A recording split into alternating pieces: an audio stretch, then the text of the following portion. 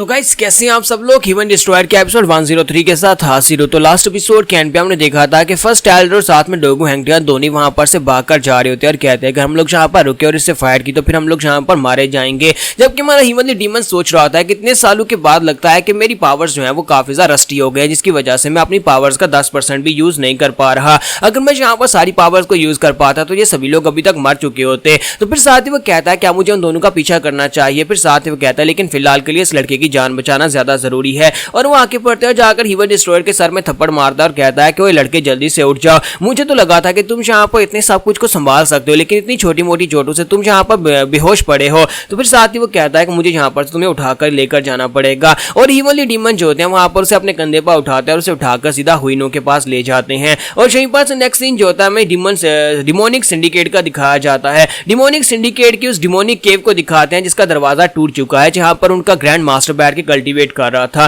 तो दरवाजा टूटने के साथ ही वहां पर सभी डिसाइपल्स को पता चल जाता है कि ग्रैंड मास्टर सर्कुलेशन से बाहर निकल चुका है। तो मैट डीमन तक भी ये खबर पहुंचती है। तो मैट डीमन कहता है कि तुम लोगों को पता चला कि यहाँ पर सर्कुलेशन में ट्रेनिंग खत्म हो चुकी है और ग्रैंड मास्टर बाहर निकल आया है। तो बाकी के सभी लोग भी इसी बारे में बात कर रहे हैं, क्योंकि ग्रैंड मास्टर बाहर आने के बाद क्या करेगा, क्या वो यहाँ पर यंग मास्टर का साथ देगा या फिर यंग मास्टर के खिलाफ होगा। क्योंकि उसने यहाँ पर चाहे यहाँ पर इसको ग्रैंड यंग मास्टर खुद ही बनाया है, लेकिन अब जाके वो सर्कुलेशन से बाहर निकल चुका है। तो फिर हमें यहाँ पर किसके ऑर्डर्स को फॉलो करना है? क्या हमें ग्रैंड मास्टर के ऑर्डर्स को फॉलो करना है, यहाँ पे ग्रैंड यंग मास्टर के ऑर्डर्स को फॉलो करना है? यानी कि इसका मतलब है कि दोनों में आपस में यहाँ पर फाइट होने वाली है। और सभी लोग यहाँ पर इसी बारे में बातें कर रहे होते हैं, क्योंकि जाहिर सी बात अब यहाँ पर फाइट तो होगी ही होगी। दोनों एक तरफ से ग्रैंड मास्टर, दूसरी तरफ से ग्रैंड यंग मास्टर, दोनों के पास यहाँ पर सेम पोजीशन और सेम जो है वो पावर है दूसरे लोगों को कंट्रोल करने की। तो हमारा जो शैडोलेस मोनार्च होता है वो कहता है कि मैट डीमन अब हम लोग यहाँ पर इस बारे में क्या करें। तो मैट डीमन उसे कहता है कि तुम ही बताओ, मशवरा दो। तो इसी के साथ ही हमारी जो जाकुन होती है वो कहती है कि मुझे लगता है कि मास्टर के वापस आने से पहले हम लोग जाकर ग्रैंड मास्टर के ऊपर अटैक कर देते हैं।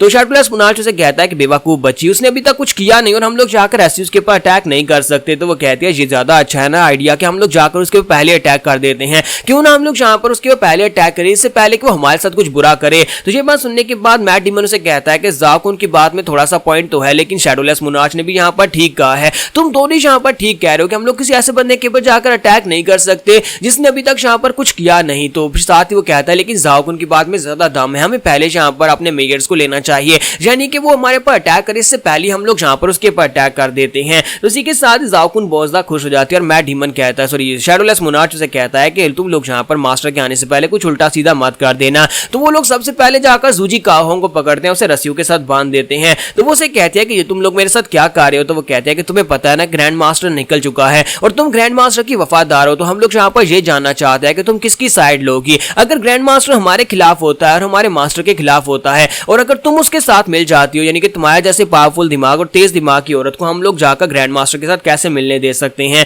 तो मिस जूजी कहती है तो फिर अगर ऐसी बात है तो फिर मैं तुम्हारे ग्रैंड यंग मास्टर का साथ देती हूँ। तो क्या तुम यहाँ पर फिर मेरी रस्सियां खोल दोगे? क्योंकि अगर तुम्हें लगता है कि तुम लोग अकेले यहाँ पर ग्रैंड मास्टर का मुकाबला कर सकते हो तो तुम्हारी सोच गलत है। तो वो कहते हैं कि इस बात का क्या मतलब है। तो मिस काहोंग उनसे कहती है कि तुम लोग यहाँ पर ग्रैंड मास्टर को अंडर एस्टिमेट कर रही हो, बल्कि अगर तुम्हें यहाँ पर सही से बताऊं तो ग्रैंड मास्टर जो है ब्लड डीमन हीवन का ये कैल्डर है, यानी कि यहाँ पर तुम ब्लड डीमन हीवन क्लैन के लोगों को अंडर एस्टिमेट कर रहे हो। उनकी पावर जो है वो बहुत ज्यादा है और हो सकता है कि यहाँ पर उन्होंने अपनी चाल भी दी हो। तो वो सभी लोग उसकी बात सुनने के बाद हैरान हो जाते हैं। फिर साथ ही वो कहता है कि तुमने यहाँ पर ब्लड डीमन हीवन क्लैन का नाम लिया, इसका मतलब यह है कि तुम उनके क्लैन के साथ ही हो। तो मैट डीमन उसे कहता है कि मुझे यहाँ पर लगा नहीं था कि तुम यहाँ पर ये वाले वर्ड्स हमारे सामने कहोगी। अगर तुमने यहाँ पर उनके सेक्टर का नाम ओपनली लिया, इसका मतलब यह है कि तुम हमारे यंग मास्टर को फॉलो करने को तैयार हो। क्या तुम यहाँ पर आप हमें फॉलो करोगी? तो वो कहती है कि हाँ, मैंने कहा ना कि मैं यहाँ पर ग्रैंड यंग मास्टर का साथ देने को तैयार हूँ। मैंने उसके साथ डील की थी कि अगर वो यहाँ पर सिंडिकेट और यहाँ पर कोलिशन दोनों को आपस में मर्ज कर देता है तो फिर मैं उसका साथ देने को तैयार हो जाऊंगी। मैट डीमन उससे कहता है तो फिर हमें यहाँ पर ब्लड डीमन हीवन सेक्टर के बारे में कुछ बताओ, क्योंकि अगर तुमने यहाँ पर मुझसे झूठ बोला तो फिर मैं तुम्हें यहीं पर मार डालूंगा।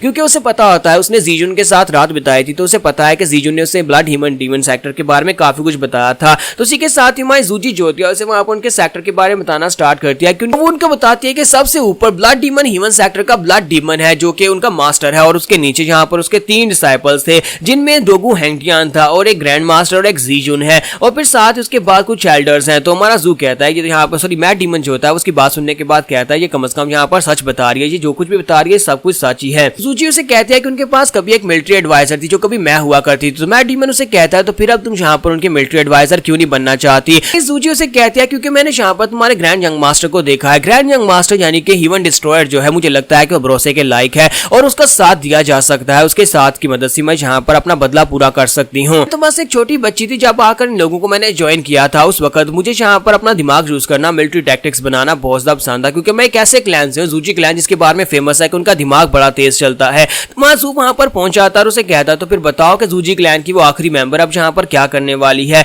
और जब माजू वहां पर आता है तो वहां वो सभी लोग उसे देखकर पहले तो हैरान होते हैं कि वो जख्मी है। फिर साथ ही माजू अपनी चेयर के ऊपर जाकर बैठ जाता है। तो जब वो अपनी चेयर के ऊपर बैठ जाता है तो मैट डीमन कहता है कि ये अचानक ये रेड हेयर वाला बंदा इसके साथ कहां से आ गया, हमने पहले से नहीं देखा। तो इसी के साथ ही वो उससे पूछता है कि सर ये बंदा कौन है जो आपके साथ आया है, रेड हेयर वाला। तो उसे कहता है कि ये बात मैं तुम्हें बाद में बताऊंगा। फिर साथ ही वहां पर माजूज होता है, उनसे पूछता है कि चलो अब यहाँ पर बताओ कि तुम लोग क्या डिस्कस कर रहे थे। तो माजूज होता है, वो मिस एडवाइजर से पूछता है कि अब अगली स्ट्रेटजी क्या होने वाली है। मैंने यहाँ पर तुम्हारे लिए वो काम कर दिया जो तुमने कहा था, यानी कि मैंने सिंडिकेट और कोलिशन दोनों को आपस में मर्ज करके दिखा दिया है। तो वो कहती है कि हाँ ये बात तो वाकई में सच है कि तुमने ये कर दिया है और तुमने यहाँ पर मेरी एक्सपेक्टेशन से भी ज्यादा अच्छा काम किया है। तो मैंने यहाँ पर अपना डिसीजन कर लिया है कि मैं तुम्हें फॉलो करूंगी। तो माजू से कहता है कि ऐसी बात है तो क्या मैं यहाँ पर तुमसे एक सवाल पूछ सकता हूँ। तो इसी के साथ ही माजू से कहता है कि बताओ कि तुम यहाँ पर कौन से प्रिंसिपल्स को फॉलो करती हो। तो मिस काहोंग जो है उसे कहती है कि मैं अचीवमेंट के प्रिंसिपल्स को फॉलो करती हूँ। कोई भी यहाँ पर अचीवमेंट्स को हासिल करेगा वो यहाँ पर मेरा मास्टर बन जाएगा, यानी कि मैं उसको अपना मास्टर मान लूंगी जिसने भी यहाँ पर अचीवमेंट्स को हासिल किया है। तो माजू से कहता है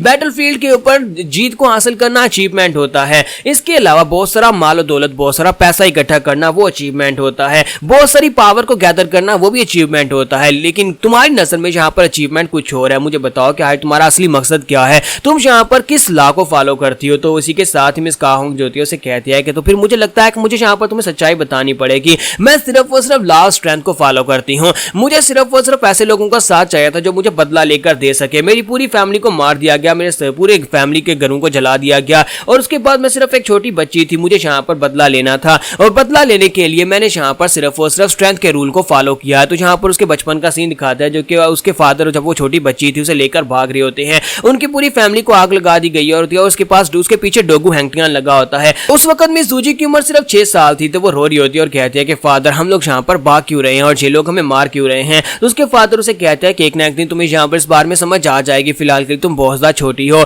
और वो उसे लेकर आते हैं और उसे कहता है कि तुम सामने यहाँ पर इस दीवार में दरार देख रही हो, इसके अंदर से तुम चलती जाओगी, तुम दूसरी तरफ सेफ जगह के ऊपर निकल जाओगी। तो वो कहती है लेकिन फादर प्लीज मेरे साथ हैं। तो फादर उसे कहता है कि ये जगह बहुत ज्यादा छोटी है, इस केव के अंदर मैं नहीं जा सकता, यहाँ पर सिर्फ एक छोटा बच्चा ही जा सकता है। तो वो कहती है तो फिर मैं भी आपके साथ रहूंगी। फिर साथ ही वो उसे कहती है फादर ऑर्थोडॉक्स सेक्टर के लोग हमारे पर अटैक क्यों कर रहे हैं, हम लोग भी तो ऑर्थोडॉक्स सेक्टर्स हैं, हमने कभी किसी का बुरा तो नहीं किया। तो उसी के साथ ही फादर उसे कहता है कि मैंने कहा ना कि तुम अभी बच्ची हो, जब तुम बड़ी हो जाओगी तुम खुद ही यहाँ पर इस बात को समझ जाओगी, लेकिन मैं चाहता हूँ कि तुम यहाँ पर पास्ट को भूल जाना और यहाँ पर बदला लेने के बारे में मत सोचना, क्योंकि तुम यहाँ पर बदला लेने के बारे में सोचोगी तो फिर तुम्हें इससे नुकसान पहुंचेगा। मैं चाहता हूँ कि तुम बस यहाँ पर एक अच्छी जिंदगी गुजारो। तो यहाँ पर हम लोग अपनी एपिसोड 103 का एंड करेंगे और नेक्स्ट एपिसोड में देखेंगे कि मिस काहोंग जो थी यहाँ पर से भागने के बाद फिर आगे कहाँ पर गई और इसने क्या क्या किया, वो सब कुछ हम लोग नेक्स्ट एपिसोड में देख पाएंगे।